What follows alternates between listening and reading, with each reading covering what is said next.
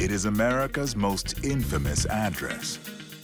A place where fantasies come to life and anything goes. But behind the security cameras and stone walls of the Playboy Mansion are secrets. Secrets so scandalous. It was a hidden doorway. Go in and bam, no one saw me. So outrageous. If the guests don't come in lingerie, they're told you're not in the proper attire. You go home. So forbidden. They've been locked tightly away for decades. What happens at the Playboy Mansion stays within these 5 acres. Until now. People bring their fantasies with them. And we don't disappoint. There are those who believe in the existence of a book. A book that contains the most highly guarded secrets of the United States of America. A book whose very existence is known to only a select few. But if such a book exists, what would it contain? Secret histories? Secret encounters? Secret lies? Does there really exist America's Book of Secrets?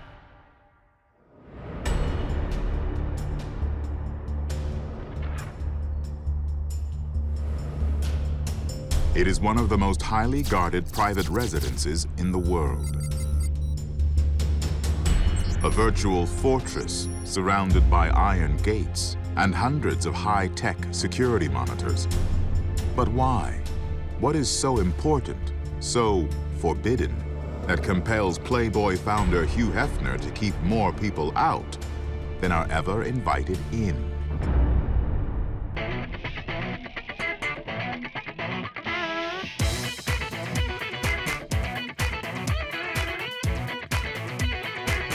For decades, the Playboy Mansion has hosted countless parties for LA's elite. Here, Hollywood's who's who can be found rubbing elbows and occasionally much more with the most beautiful women in the world. And it's all kept very, very hush-hush.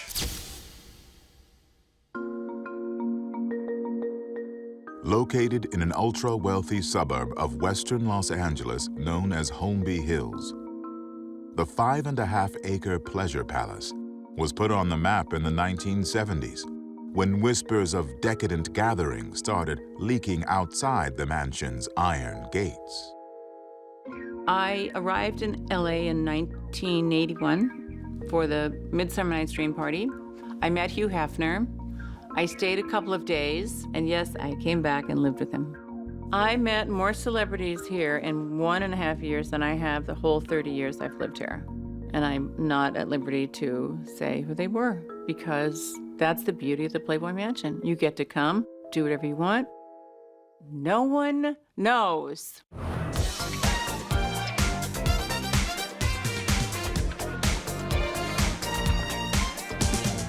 This is Regis Philbin in the parking area of the Playboy Mansion, where an unending stream of celebrities has been entering here. The parties were a little crazier, a little wilder. There were a lot of people mingling in the pool area. And a lot more people slept over, if I might put it that way. Those were the days.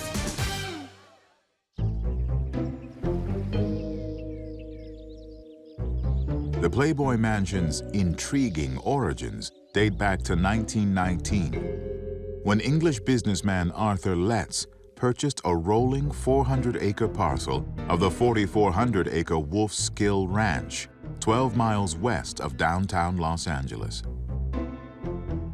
It was in the middle 20s, subdivided, and became Holmby Hills and Westwood Village. So this family estate is the key piece of property of this entire section of Southern California. In 1925, Letts' son, Arthur Letts Jr., purchased 6 acres of his father's land and hired renowned architect Arthur Kelly to create what would be his dream house. After 2 years of construction, Kelly's Gothic-style 20,000 square foot copy of an English manor house was completed. The Playboy Mansion is a 16th century English Tudor manor house from Northamptonshire, so it's a very historic building, replicated exactly as it would have been done in the 16th century in Northampton, England. So how did this stately mansion on a hill become home to Hugh Hefner and his rabbit hutch full of Playboy bunnies?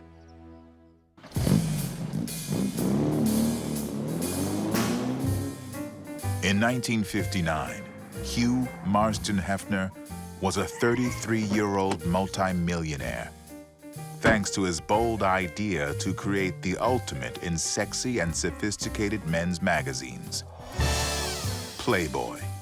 Now the man who was teaching young men how to swing could afford to become the living embodiment of his Playboy philosophy, one that preached the twin virtues of consumerism and unashamed sexual indulgence. As the 1950s drew to a close, the Chicago native purchased a 70-room brick and limestone residence on the city's famed Gold Coast. Dubbed the Playboy Mansion, Hefner outfitted this stately 19th century address with the latest in gadgets and party features, including a round rotating bed, an indoor pool, an underwater bar, and even a fireman's pole. Looking to expand his growing global enterprise, in 1971, Hef, as he prefers to be called, asked his 21-year-old LA-based girlfriend, Barbie Benton, to begin scouring the City of Angels for a property worthy of a sultan of sex. So I was on the lookout for houses that might be for sale, and I kept passing this one off of Charing Cross Road that had a lock on the gate. And it was the kind of lock that you can't just open it with your clicker. So I got the feeling that nobody was living there. I was going back and forth between Chicago and Los Angeles, dating Barbie, and I had an apartment at the top of the Playboy building on Sunset Boulevard. And we were looking for a place to play tennis, and Barbie found this remarkable piece of property. And as it turned out, the owners were going through a divorce, and they were interested in putting it on the market. So timing was perfect. But what was just as staggering as the beauty of the mansion and its grounds was the purchase price. Up to that time, it would be the most ever asked for a private residence in the United States. A record $1.1 million. An astounding amount, considering the average home price in Los Angeles at the time was $25,000. It was the first property to be sold for over $1 million. And so it generated a lot of excitement in the real estate community.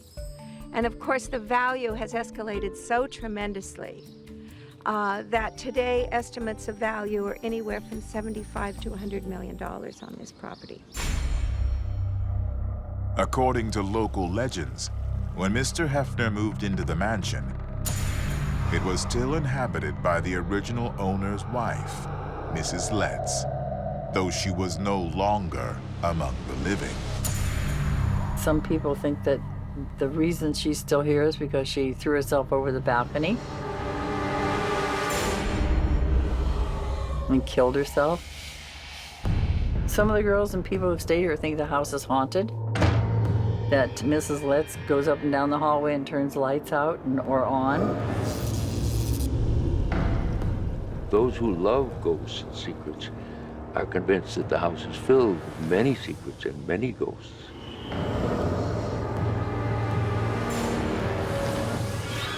If she is here, she has not revealed herself to me, and she's the only woman who hasn't.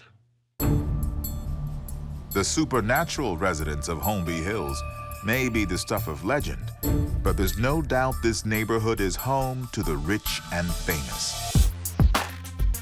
Along with Beverly Hills and Bel Air, Holmby Hills forms part of what is known as the Platinum Triangle, a residential area known for being among the priciest and most exclusive places to live in the United States.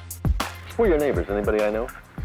Sonny and Cher live next door. Never heard of them. Who else you got? Lucy. Is that Lucy? Lucille Ball. Lucille Okay. Ball. Okay, I wanted to clear that up. Okay. Bing Crosby lived around the corner. Henry Mancini lived up the street. So it's been a star-studded neighborhood. The most recent sale in the area was Petra Egglestone's purchase of the Candy Spelling Manor for $85 million, which was just up the block. But no matter what the current financial value may be of the Playboy Mansion, ever since Hugh Hefner has called it home, it has become the most coveted and infamous private residence in America.